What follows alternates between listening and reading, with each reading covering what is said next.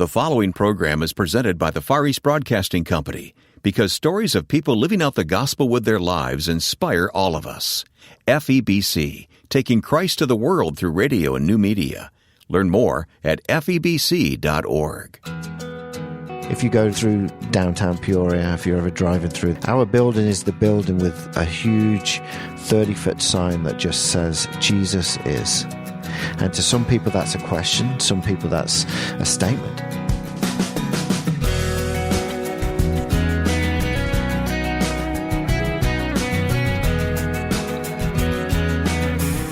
He oversees an inner-city ministry not in one of America's largest cities, but where the spiritual and physical needs are just as real, Peoria, Illinois.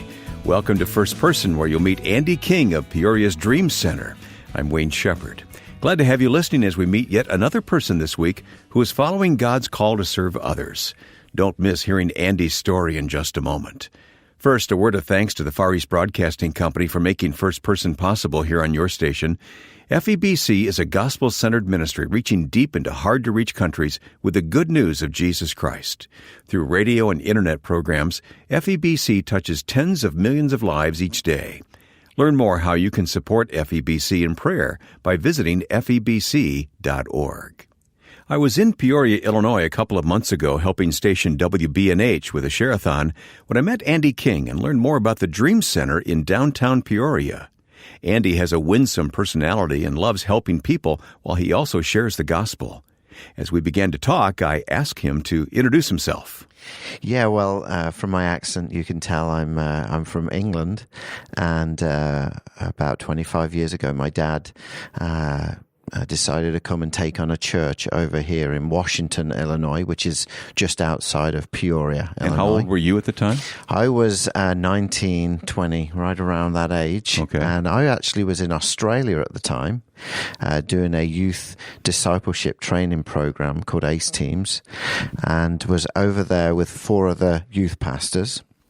And we were setting up this program over there. And I get this call from my dad saying, there's a change of plan that you need to decide and where you would like to be.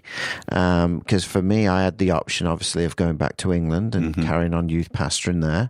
I also then had the option of staying in Australia and doing some work there, or now coming to the USA. Okay, so you faced a crossroads. I did, and so I said, Dad, I need to pray about this and get some clarity.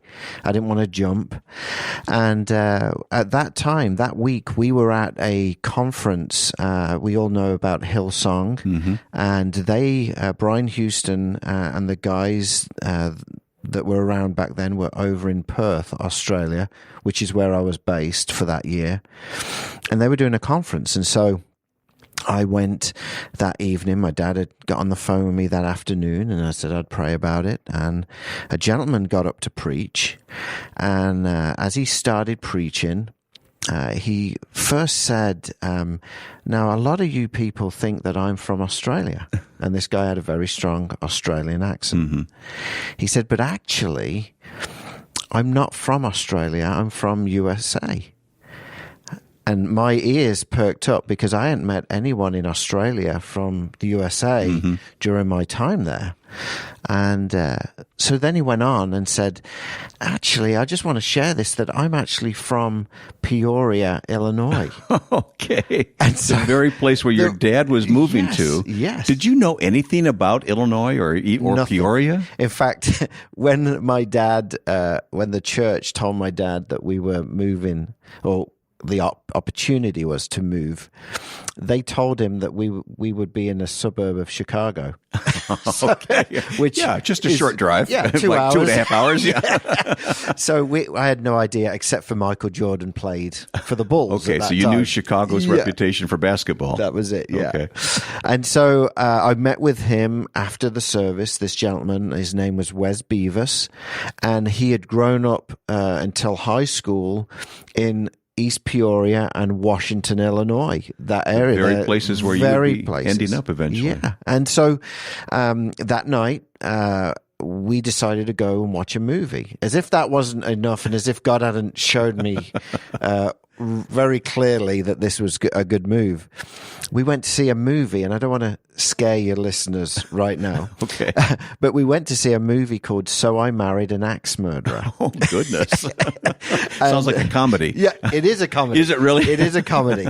And it's Mike Myers is in the film, who's been in a lot of films. Anyway, the opening scene started where they're in a coffee shop. And as the scene starts, the camera would be situated above the coffee cup. Mm-hmm. And you're looking out as if the waiter is going through the coffee shop to deliver coffee. Okay. Uh-huh.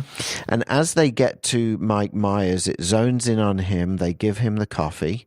And as it pans back, there is a map of America all the way around the wall in this coffee shop. But directly above his head was the word Peoria. And so I said, God, I don't need any more signs. This is now getting a bit weird. And, oh, my goodness. So I moved with my family. So you made the decision to come to Illinois and specifically to the Peoria area, which for listeners around the country is central Illinois. Yeah. It's a lovely area, but largely rural in many ways. Yeah. And here you are. Yeah. And so I came and for a couple of years worked at my dad's church, setting up the program that I had been in Australia setting up with another gentleman that was over here running it at that time. But the reason God wanted you here was for the Dream Center, which it's known as the Dream Center in Peoria. Tell me what the Dream Center is. The Dream Center is a place where, well, our mission statement is to impact families living in poverty, starting with kids and youth. And so in Peoria, there is a lot of poverty. The children that are in the school districts in Peoria, 70% are involved in the lunch program, okay, which basically means 70% of the population of that school district live below the poverty level. I see. And so we started really looking at this whole model of the Dream Center after my dad, who had pioneered a church then in Peoria many years after coming to the Peoria area, felt there needed to be something that was created in Peoria that would bring churches and businesses and the city together to impact a city, especially with regards to poverty and kids and youth. Mm-hmm. You know, kids and youth are the ones that, in a poverty situation, they can't get out. Yeah, they suffer the most, don't they? They really do, and they can't move home. If they are moving home, sometimes it's for a bad reason. They can't change schools unless they're moving home. They can't go and get a job to try and get out of the area that they're in. And so what we find is the kids are the ones that suffer the most. Yeah. Peoria is middle America, and yet this is what's going on in middle America. Yes. And you know, downtown Peoria especially, there's a lot of poverty, homelessness, and that type of thing. And so, you know, middle America, there's many extremes we find. You know, there's obviously with Caterpillar having a heavy presence, Caterpillar tractors that have a heavy presence in downtown Peoria, many thousands of workers there. Yeah, but that's been changing through the years, hasn't it? Yes, it has. Yeah, and when things happen at something like a Caterpillar, the trickle-down effect can impact the grocery worker or the person working on the line. Or, so poverty can happen very quickly. So even in a city like Peoria, it has the same problems as major cities in terms of poverty and people who really need help. Yeah, and I just, in a bigger city, you've got a bigger population, so it seems bigger because of more people. But for Peoria, you know, we're helping close to 20,000 people a year in all the programs that we do. And there are other great agencies in town as well that are doing different things. But our main focus is to impact families living in poverty, starting with kids and youth. And then from there, we just try and find a need and fill it. And that's how we've tried to do that. I want to talk more about the programs you offer at the Dream Center, but tell the story of how you came to occupy the building that God has given you in downtown Peoria. Yeah. It's a major building in Peoria. Yeah, if you're ever in Peoria, downtown, there is like a medical area with 2 massive hospitals. And across the street from the hospitals, there was this old YMCA built in 1953, and it was 140,000 square feet, 8 stories very high. Large building. Very big building. And it sat empty for 4 years. The YMCA wanted to move out, and the building was just too big for them. And we had our eye on it, and I had come in as the director about a year before they hit the 4 years of it being on the market. And I walked in to my dad, who at the time was the chairman of the board of Dream Center Peoria, and I said, "I'm done." And he said, "You've only been with us a year? What do you mean you're done?" And it wasn't so much the job. It was I had such a passion and a desire and a burden for our city that the Dream Center needed our own home. Mm-hmm. And so I called the realtor. And I called the realtor and said, "I'm interested in buying this building."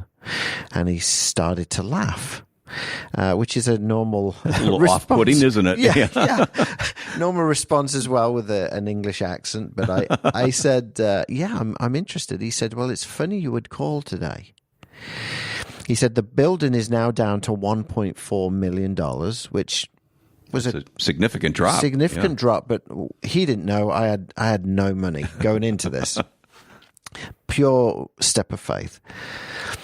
And he said, "You have called today, and not only have you called, but also Methodist Hospital, the hospital directly across the street from this building, has also called, and no one has called on this building in 9 months." And he said, "I find it strange that 2 people would call in one day." It is strange. Yeah.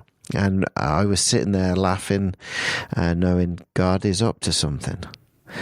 And so I said, let's meet with the Dream Center board, your board, the Y, and Methodist Hospital as well. We'll continue this conversation with Andy King of Peoria, Illinois' Dream Center, coming up on First Person. Listening to your station is my first priority when I get home. Sometimes I even listen twice. First on the radio and then through the internet.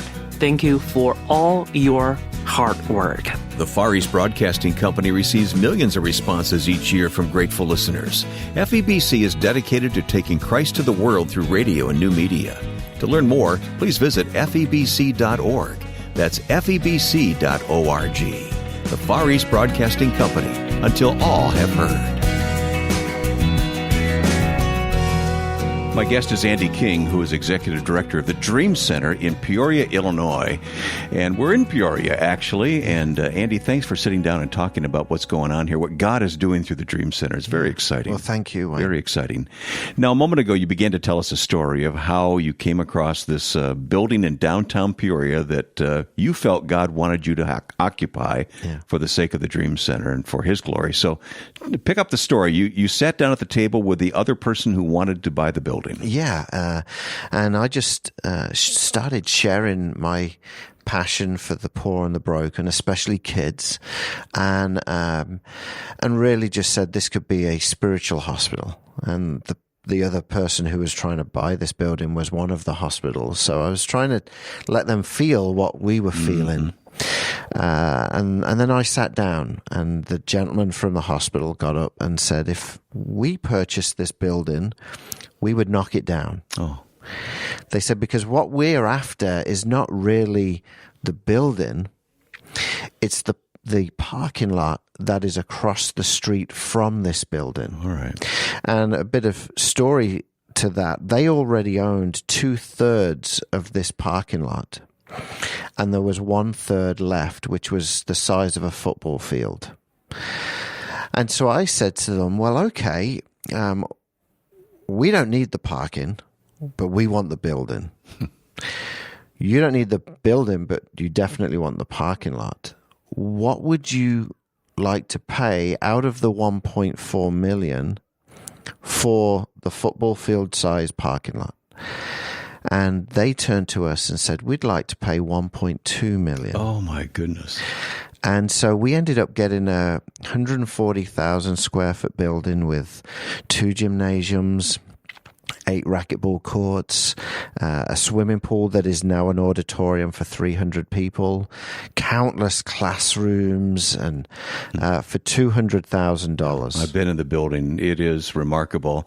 Let's talk about some of the programs at the Dream Center that you run. There's so many of them. We won't touch on all of them now.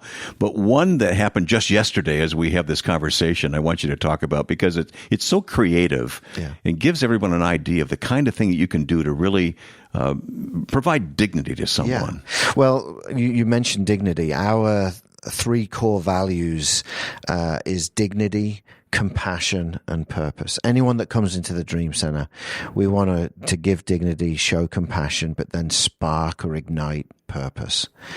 And so we have 3 pillars, if you want to put it that way, of ministry. One is community outreach. So we rally churches in the area to be able to come and do outreach with us that really can help them as a church, but also help the people we're serving. Mm-hmm. And you mentioned yesterday, we had an event called Promise of Hope. And what we realized was through one of our clothing stores that we have, we were getting a lot of prom dresses donated. And some of our faithful volunteers ganged up on me. And they came in and said, we have an idea. What if we provide prom dresses for girls who could not afford a prom dress? But we make an event of it. We not only have the prom dresses, but we have makeup and we have appointments for hair on the day of prom, and we have shoes and accessories, and we have cookies from a local baker, and we make it like a big type of deal for the girls. And I said, let's go for it. Let's go for it. And so yesterday was our 6th year of doing it. We had over 1,000 dresses for the girls to choose from. Wow. We had over 90 volunteers helping the girls as they come in one by one. They have their own personal shopper, obviously presenting the gospel in everything that we do as well, with little cards and talking to them about the beauty on the inside as well as the outside. Mm-hmm. And so that was just a snippet for you just to experience it yesterday. What does it do for a young woman to go through a program like that and be the recipient of that dress and everything else that goes with it? Well, we're back to that dignity side of it, but also it breaks down the walls where that young lady can open up to us. And they may come in with the walls up, but as they start going around, you just see some of those walls break. And also what we see is the moms that are bringing the daughter. That's where we can minister as well. And we're back to our mission, impacting families living in poverty, starting with kids and youth. So through that young girl, we can then minister to the family. Fabulous. So that's one area that we have. It's all in the name of Jesus too, which makes this extra remarkable. Yeah, and if you go through downtown Peoria, if you're ever driving through, there's a main highway that goes through. Our building is the building with a huge 30-foot sign that just says, Jesus is. And to some people that's a question, some people that's a statement.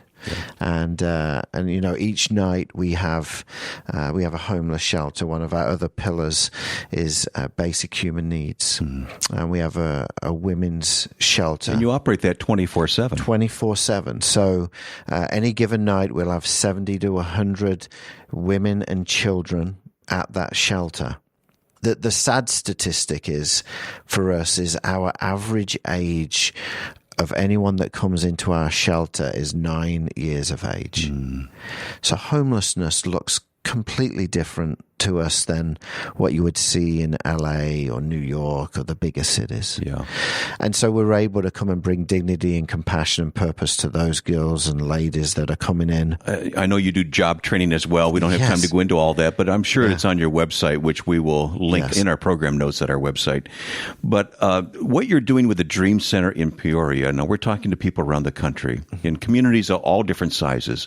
Can this be replicated? Can they do it where they live? Absolutely. I mean, we went out to the Los Angeles Dream Center way back 16, 17 years ago to just see what was going on there. And when you get there, that's a whole different animal. That's a 15-story building. They're ministering to over 50,000 people a week. And we could have stopped right there. We could have gone out there and seen this massive thing and said, we can't possibly we do can't that. do this. Yeah. But what we took was the concept. And the concept is find a need and fill it. Whatever city you're in, find the need within your city. So for us, where we were located, it's in a city. So poverty is a big deal. You may be in a town where there may be a huge concentration of kids within the foster care system.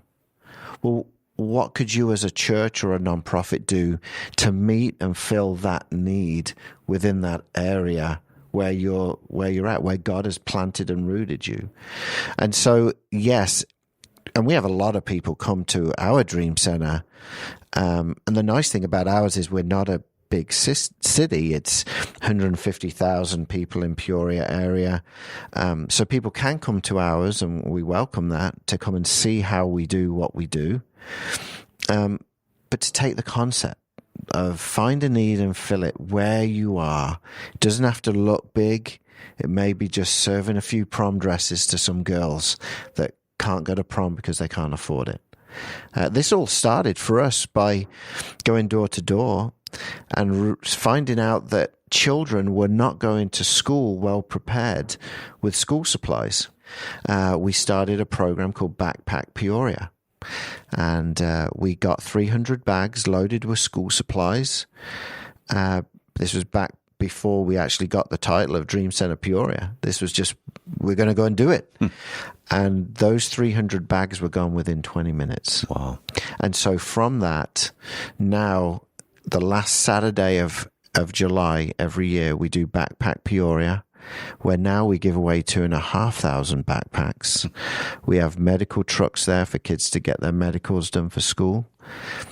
We also have every school represented within our school district, and we have 40 nonprofits that we open our doors to come and share to anyone that's coming through that line what they are doing in the community so that they can serve other people as well. So something small, just a bag, a few pens, pencils, things like that, turned into something that now the school district see as their day of outreach, partnering with us. And it started small. Well, it may have started small, but the Dream Center in Peoria is doing big things for the kingdom of God. I believe the lesson from Andy is to look around you, find a need, and fulfill that need in the name of Christ for His glory. Our guest has been Andy King, Executive Director of the Dream Center in Peoria, Illinois. To learn more about the Dream Center and the many creative ways it's helping its inner-city community, please visit firstpersoninterview.com. There you'll find links to follow for the Dream Center and its programs. Whether it's in the inner cities of Asia and Eurasia or in remote jungles, the Far East Broadcasting Company is doing everything it can to reach people with a message of the gospel. In nearly 50 countries, FEBC broadcasts on the radio and the internet. Learn more at febc.org. Now, with thanks to my friend and producer Joe Carlson, I'm Wayne Shepherd. Thanks for listening to First Person.